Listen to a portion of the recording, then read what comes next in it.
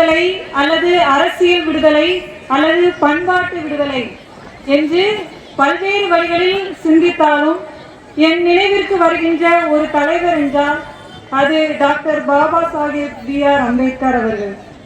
சமீபத்தில் doctor B.R. Ambedkar எழுதிய விசாவுக்காக காத்திருக்கிறேன் என்ற புத்தகத்தை நான் வாசித்தேன். அதில் சுருக்கமாக நாம் அம்பேத்கரை பற்றி சொல்லணும் அப்படின்னா, அவரு மகாராஷ்டிரா மாநிலத்துல ரத்னகிரி மாவட்டத்துல ஒரு தாழ்த்தப்பட்ட சமூகத்துல பிறந்து வந்த ஒருத்தர் தான் டாக்டர் B.R. அம்பேத்கர். அவர் பல்வேறு இடத்துல தனக்கு ஒடுக்குமுறைகளை சந்தித்தாலும் அந்த ஒடுக்குமுறைகள் எல்லாத்தையும் தாண்டி கல்வி அப்படிங்கிற ஒரு விஷயத்த தனக்கு ஒரு ஆயுதமா எடுத்துக்கொண்டு அதை முன்னேறி பல்வேறு பட்டங்களை தனக்கு சொந்தமாக்கி கொண்டு நமது இந்திய நாட்டினுடைய அரசியலமைப்பு சட்டத்தை வடிவமைப்பு தந்த ஒரு சிற்பி என்று சொல்லலாம்.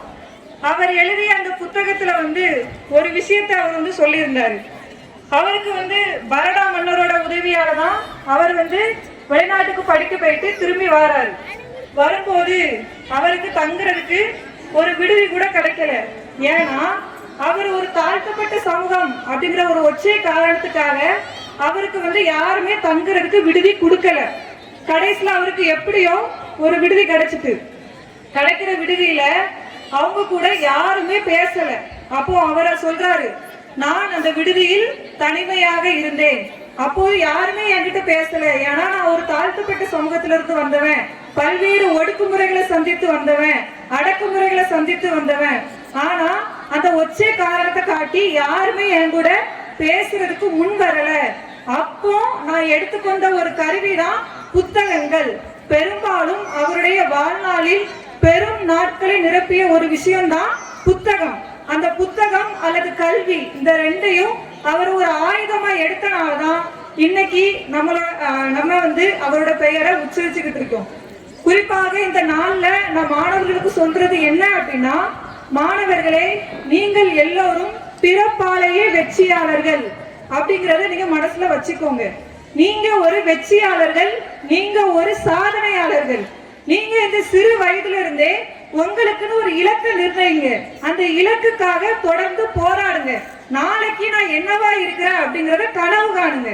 அப்போ நீங்க இந்த சிறு வயது முதலாவே உங்களுக்குன்னு ஒரு இலக்கை எடுத்துட்டீங்க அப்படின்னா அந்த இலக்குக்கு என்னென்ன வழிமுறைகள் தேவை அப்படிங்கறத சிந்திச்சு தொடர்ந்து அதை நோக்கி பீடு நடை போடுங்க.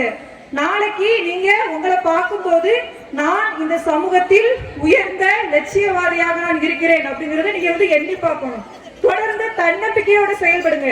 ஒரு இலக்கை நிர்ணயிக்கிறதுக்கு நமக்கு தேவை தன்னம்பிக்கை. என்னால இது முடியும், நான் விடாமுயற்சியோட தொடர்ந்து நான் செயல்படுவேன் அப்படிங்கறத நீங்க முன்னெடுத்து செஞ்சு உங்க வாழ்க்கையில உங்களுக்குன்னு ஒரு இலக்கை நிர்ணயித்து தொடர்ந்து வெற்றி அடைங்க.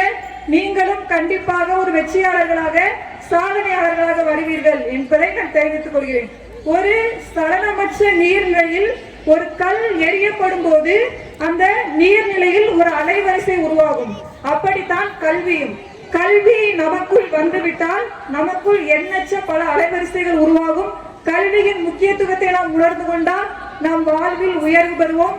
கல்வி என்பதை நம்மை விடுதலையாக்கக்கூடிய கருவி, அது ஒரு அரசியல் ஆயுதம் என்பதை தெரிவித்துக் கொண்டு வாய்ப்பளித்த தலைமை ஆசிரியர், ஆசிரியர் பெருமக்கள், பள்ளி தாளாளர், மாணவர்கள், இறுதியில் ஊர் மக்கள் உங்கள் அனைவருக்கும் நன்றியை தெரிவித்துக் கொண்டு இடம்பெறுகிறேன். நன்றி.